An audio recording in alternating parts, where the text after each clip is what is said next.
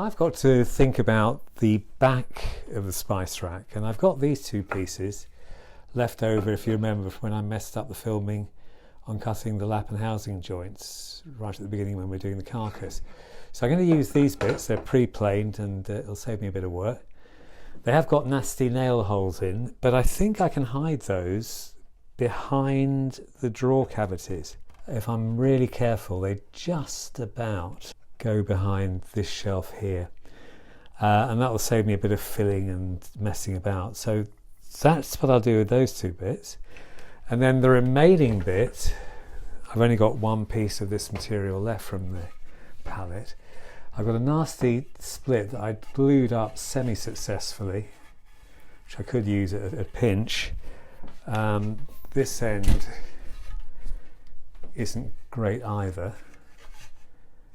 But again, I think if I'm careful, I can get 375 millimeters, which is the distance from top to bottom, and hide the holes in the drawer cavities. So I'm going to carefully mark this up and give that a go. As usual, we'll start off with our face edge.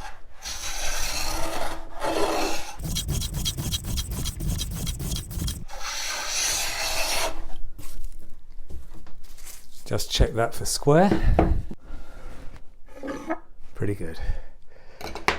So this is the worst bit. I think we'll work from the middle of that bit there.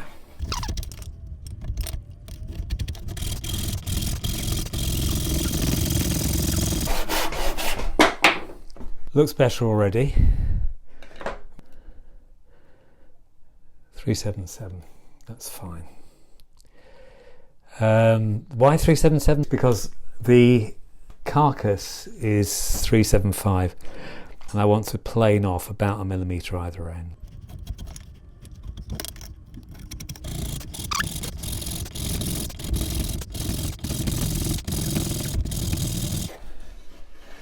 Just so it doesn't drop on the floor, I'll hold it here.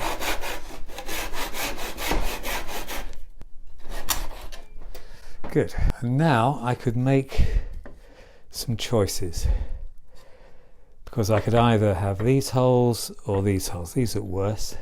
We've also got the split there. So I think the lesser of two evils is those holes perhaps. And let's see where 377 comes to. 377 is here.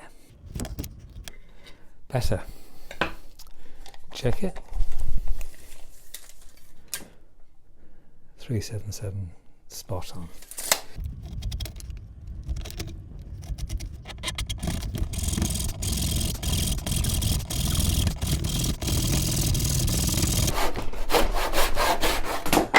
Two pieces that look pretty much better than they did before. This has got a rather nasty, bit of a waney edge or something on there, but it'll have to be considered when we think about how we're going to put these together. That goes rather nicely already, isn't it? Grain pattern lines up. So this is our face edge. Which is better? Well, this is better. So we'll put face side, face edge mark on that piece. This is the better side, I think. So we'll have that as our face side. That is our face edge. Next job, planing that face side.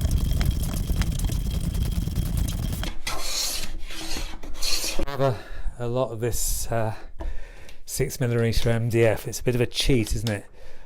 Considering you should be using thin reading books. Yeah, it'd be a good idea to get hold of something a bit like this.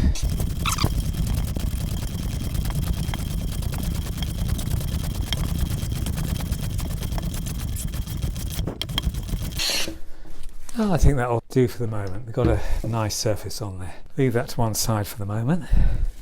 Let's try this one.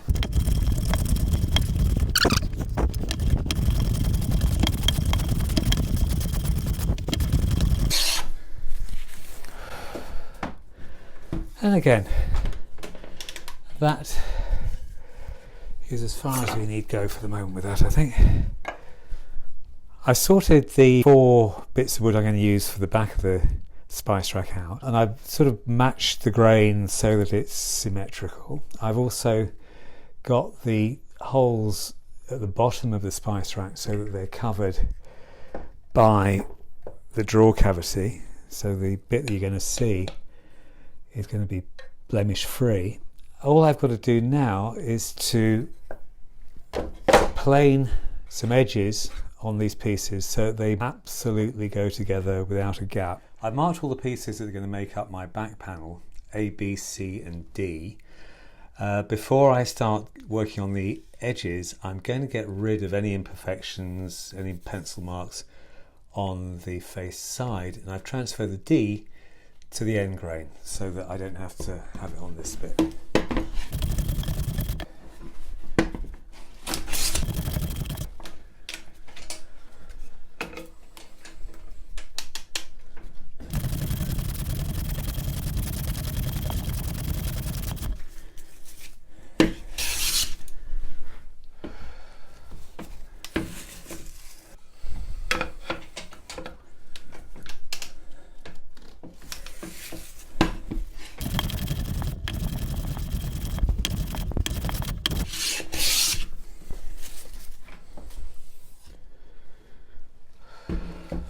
Now I've planed those face sides, I've got a much better idea of what the overall effect of the panel is going to be. The next thing I need to do is to check these surfaces for flatness and twist, and then we'll set about doing all the edges and making those perfect.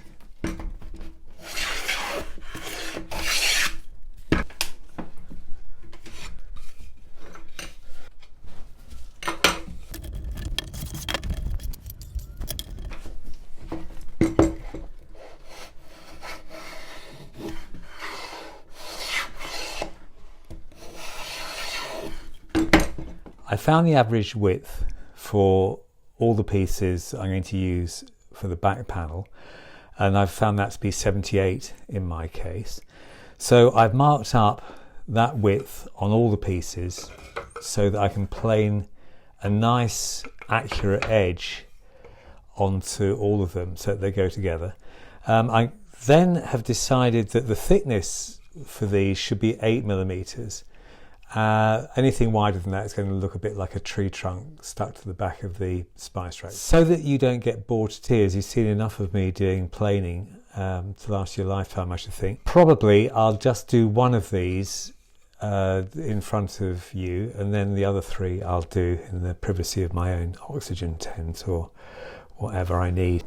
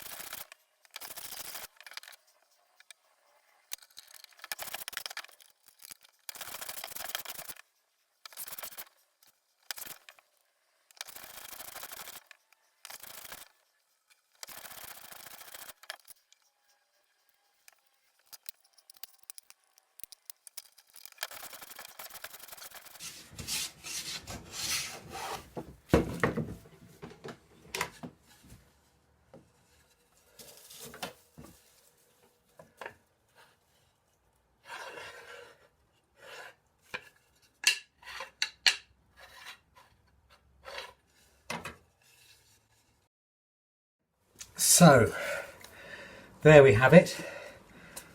4 pieces, all 8mm in thickness, ready for the next stage of preparing the back to our spice rack. Here's an idea of what it's going to look like. I'm going to just spend a few minutes just touching up the joins between these pieces, and I'm also going to put a chamfer on the corners of each of these strips to give a bit of texture so it doesn't look too plain. It's taken a very long time to get those pieces back to 8mm, but they're all done, and the evidence that I didn't cheat is on the floor around me. If I just show you that, you can share in my pain. There we are. I reckon it's taken me an hour and a half, something like that, to get through those 4 pieces, but hopefully the end product will justify the time spent. To plane a chamfer on the joins of those 4 pieces, I have to tilt the plane at 45 degrees and count the number of shavings. I don't want a deep chamfer, but something to give the back a bit of texture is what I'm after, so we'll just do that now. I've marked the edges that are going to be chamfered. The way I've set this up is to have the piece of material parallel in the jaws of the Workmate, to set it at such a height that when I tilt the plane over at 45 degrees, if I look down the end of it, I can see that the sole of the plane is at 45 degrees. I can then reference the edge of the plane to the lines on the Workmate. If you haven't got lines on your surface, you can draw one on with a pencil. And if, providing I keep the plane at that angle and move it backwards and forwards along the piece of work, I'm gradually going to take material off here. Now I need to put a bit more of a cut on my plane so that it's actually working for me. And you can see I'm getting a very fine cut, and that will gradually get thicker, obviously, the more passes I make. So it's 2 passes, 3, 4, 5, 6, 7, 8, 9, 10. And that's not looking bad. It's nice and even all the way along. I probably could do with taking a little bit more off this end. I think I'd do 5 more passes. 11, 12, 13, 14, 15. Now before I take it out, I'm going to measure how much projection I had, because I want to repeat it on all the pieces. 31mm. So I can repeat that on the next piece.